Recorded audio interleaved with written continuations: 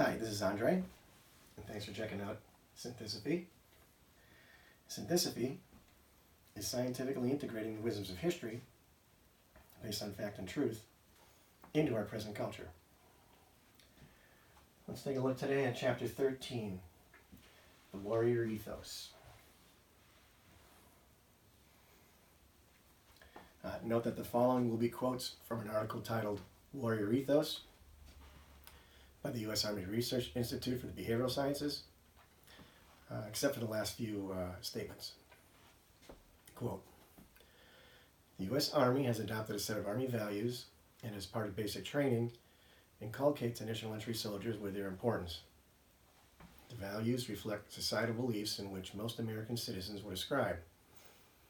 The values are not Army or combat specific, yet they set a foundation designed to develop right beliefs and responsible actions by the American soldier. While not unique to the profession of arms, the values are certainly important to the citizen-turned-soldier, whose actions within the institution of the Army must reflect the values of the nation as a whole. The Army values of leadership, duty, respect, selfless service, honor, integrity, and personal courage can stand alone. Warrior ethos is at the heart of the expectations of a warrior, a soldier who performs required duties in a harsh and unforgiving environment, which directly involves killing and also provides the potential for being killed. Warrior ethos is implicit in the Army's code of conduct.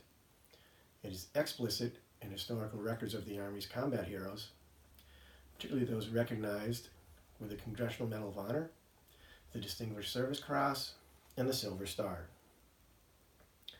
The warrior ethos is at the heart and central focus of the soldier's creed. Here is the soldier's creed.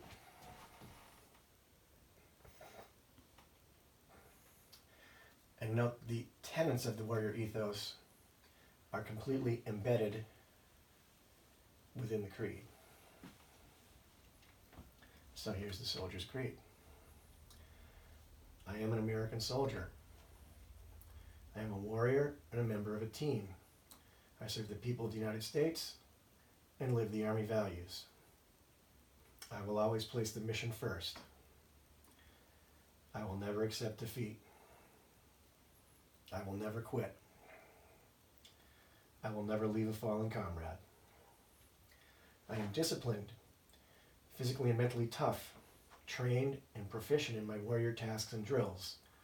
I always maintain my arms, my equipment, and myself. I am an expert and I am a professional. I stand ready to deploy, engage, and destroy the enemies of the United States of America in close combat. I am a guardian of freedom and the American way of life. I am an American soldier.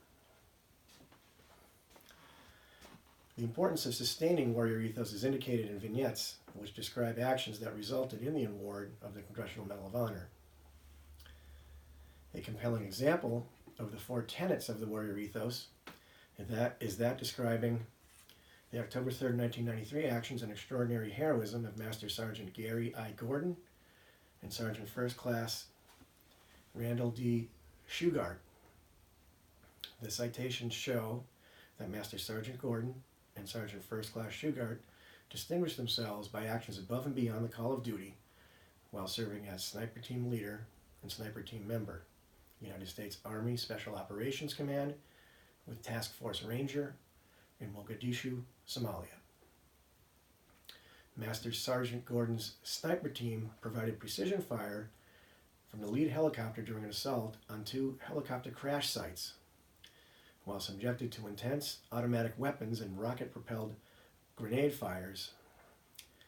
When Master Sergeant Gordon learned that the ground forces were not immediately available to secure the second crash site, he and Sergeant First Class Shugart unhesitatingly volunteered to be inserted to protect the 4 critically wounded personnel, despite being aware of the growing number of enemy personnel closing on the site.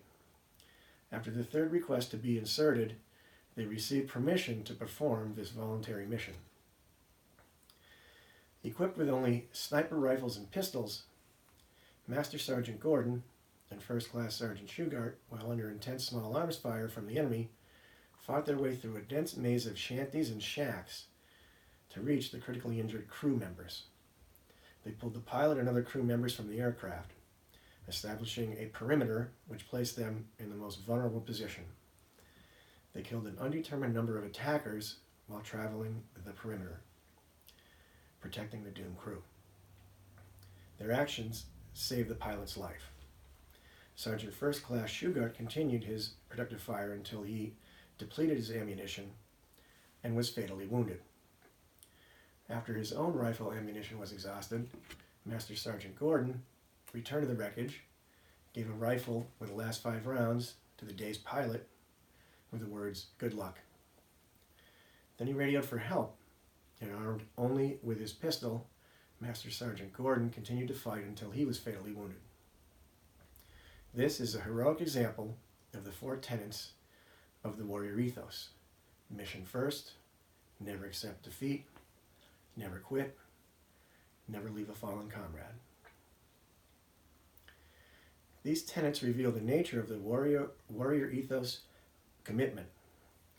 There is an explicit commitment to one's fellow soldiers. The tenets also imply a commitment to an organization, to a group, whatever the size is necessary to execute a mission successfully, insofar as the mission is the raison d'etre for the organization of the group. The groups to which a soldier must be committed and that influence the soldier's mindset can be nested. Sometimes the commitment can be described as to a single individual, another member of a team, or to the elements within a squad, to the platoon or company with a larger operational unit, all the way up to the Army as a whole, and ultimately to the nation. The guidance of the Combat Support Agency suggests that the warrior ethos requires an understanding by all soldiers of the interrelationships of such nested groups, not only with respect to the objectives that the smaller groups derive from larger groups, but also because of one's thoughts and actions in this social context increases the likelihood that one's thoughts and actions will be motivated by something larger than oneself. This warrior ethos exactly describes the evolutionary and genetically selected and now neurologically hardwired tribal approach to survival that has resulted in Homo sapiens becoming the dominant and now the only species on the earth. Early signs of this warrior ethos could very well have been seen in the successful hunting of larger prey by our hominid ancestors like Homo habilis and Homo erectus. Hunting prey in an organization with subgroups with different roles functioning as a unit could result in a successful hunt.